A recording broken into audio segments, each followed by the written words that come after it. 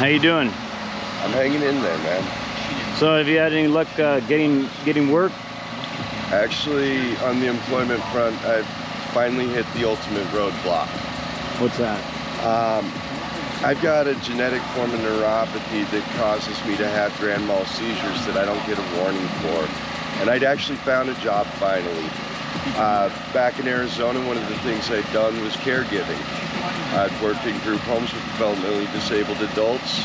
And I'd actually found me a job not just as a caregiver, but as a house manager. And they sent me out for the physical. And the only possible thing that could have gone wrong with the physical was the seizures. And I did disclose that, being the honest person I am, in the medical history, and that was the one place the doctor just bristled. And at that point, I had to accept the fact that after fighting for 8 years not to go on disability, it's now my only option. I've now been denied a job because of the seizures, and everything else I'm trying to do is a lot more dangerous. You take medication for the seizures? I use holistic medications for that, but yeah, I do. So you didn't get that job? No, I was denied the job. I'm working on getting a disability claim put together. I was actually supposed to start the paperwork for that on Thursday, and then our lovely city decided to make that the day that we were going to have to move across the street for cleanup. And the orders for cleanup came down as my caseworker was trying to get me a ride to be able to take care of that.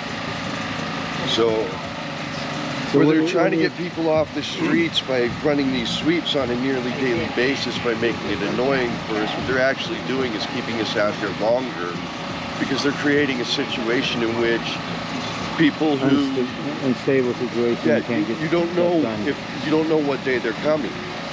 So if I hadn't been here, I'd have lost everything I have. And the reality is, if I'd have taken that job, I would have lost everything I had, because my shift would have started at 6 a.m. and they did not tell us we had to move until 2:30, and they were actively throwing things away this past cleanup.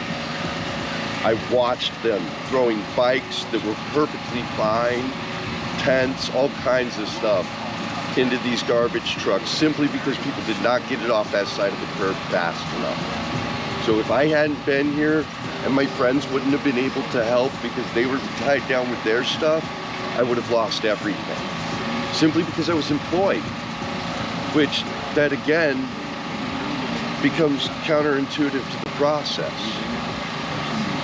So what are your plans as far as here forth other than disability? Have you looked into if you got medication that kept the seizures from happening? If you could get employment then? That's just it. It's not like a normal seizure disorder.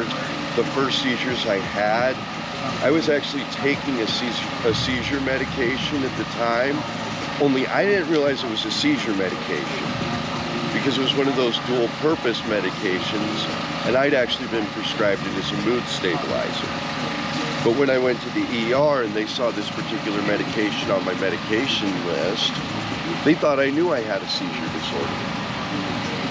And that was actually the first one I've had. And to be honest, it's one of those things, as much as I would like to work, I'm having to accept that it is too dangerous for me to work, because I don't have the early warning on stuff.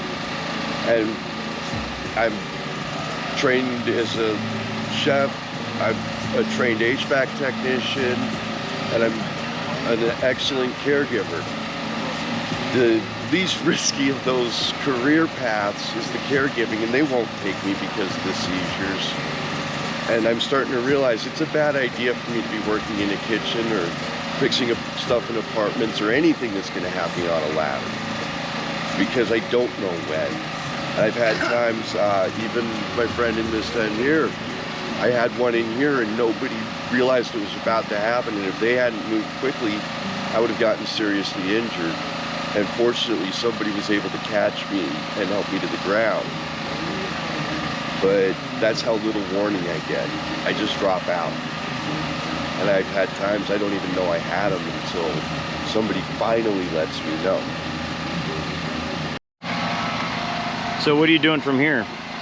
From here, it's doing the best I can until I can get approved for disability. I've had a good run of luck lately.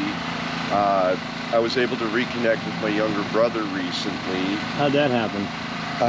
His wife actually reached out to me. She found an old friend request from me when I changed my Facebook accounts, and finally replied to it after not being on Facebook for about a year. And her and I got talking, and she found out the situation. And my brother does contracting work and has a contract up in Long Beach right now, but lives in the city of Maricopa in Arizona. And twice a week he's commuting back and forth. His business partner actually lives in Santee. I found that out recently. But he's coming through San Diego right now about once, twice a week. He's taking me out to lunch. He's helped me out. He got me a few things I needed: new tent, some butane for my butane stove, some cookware. He's thrown me a little bit of cash. Today he gave me an entire solar setup when he came through and took me out to lunch. He also paid to get the notary done for the last bits of my custody case so that I can finally get something I've been trying to get before a judge for 9 months. I'm trying since August of 2022 to get my ex-wife served. And so you don't communicate with the rest of your family, or? I've been estranged from them for quite some time, and actually just barely started talking to my brother again and reconnecting. There's been a lot of issues, and a lot of them have a very negative view of me because I'm homeless. Yeah. And it's very hard. But so you've been homeless for how long again? About 2 years now. 2 years. I went homeless July of 2021. And during that time, I actually obtained a car, a job, but could not get housing because in Arizona, there's no programs to help with housing if you're a single white male. If I'd have had custody of my daughter, it would have been a completely different story. Unfortunately, when you're a single white male, it's your fault you're on the streets in everybody's mind. There's not some kind of societal thing. You had every benefit, so if you're out here, it's your fault. So there's fewer benefits for guys like me.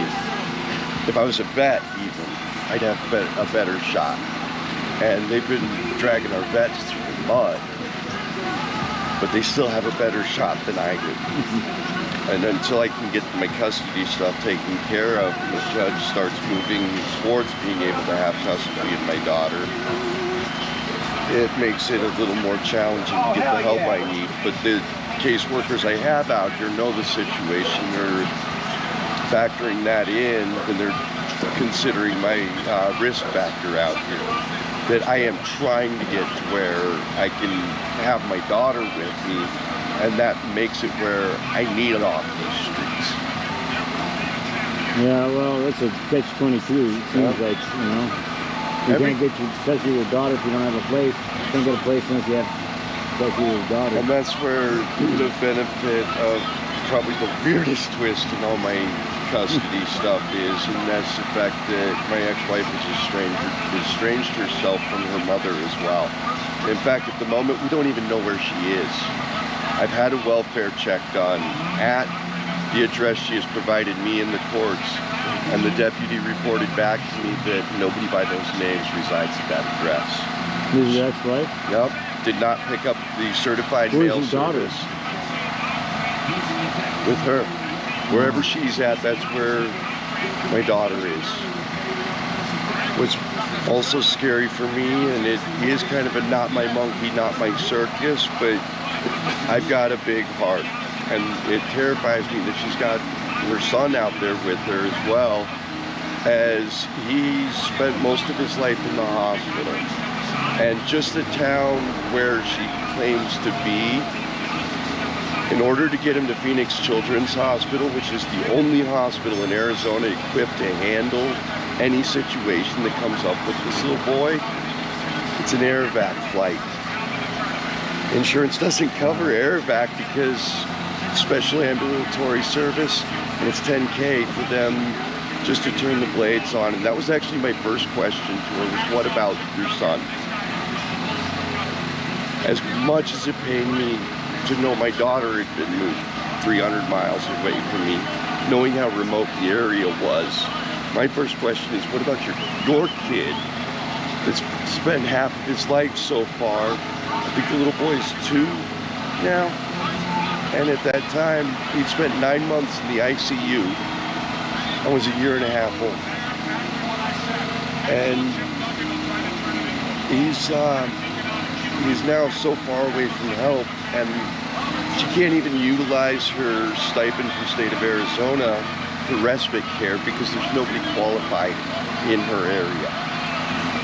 So she's basically taken this child to a place he has to be on oxygen 24/7 because it's over a mile up. It's so rural that it's going to take Air-Evac to get him the help he needs. She can't afford that. She didn't even think about that before she made this move. And I don't even really know where she's at because my friends in that town, because I've lived in that town for a while, my friends in that town, they haven't seen her. It's been a year now. And they're the more gossipy ones that I've been asking that go into town a lot. I would have run into her by now. And the sheriff's deputy happens to be someone I know as well. It's kind of scary for me at the moment because I don't know where my daughter's at. And there's not a lot I can do because the law enforcement can't get involved until the judge makes a ruling on her actions in the move. She was supposed to get certain court orders to move more than 100 miles, and none of those court orders exist. No signatures, no notarized anything that was required in the custody order exists.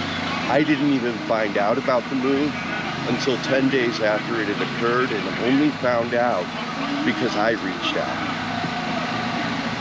It's been a bad situation for the last year, and I've had a feeling they weren't where they said they were.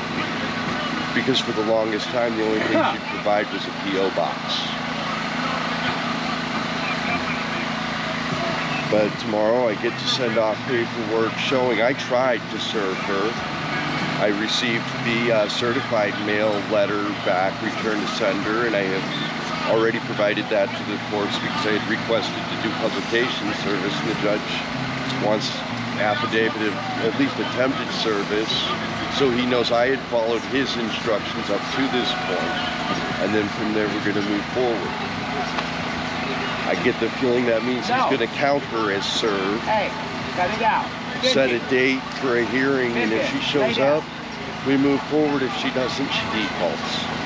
Yeah, I don't know how that works, but... And a default in this case would equate to kidnapping charges. Yeah, I don't think that's a good thing, though. No. Like I said, this whole situation's bad, and the ace I got in the hole is Grandma. Because I'm still in close contact with my mother-in-law. Mostly because she realizes I'm her only chance of getting to see her granddaughter again. And she loves that little girl with all her heart. It's pretty much her only grandchild. And she was always a good grandma. And I want her to be in my daughter's life as much as I want to be in my daughter's life. But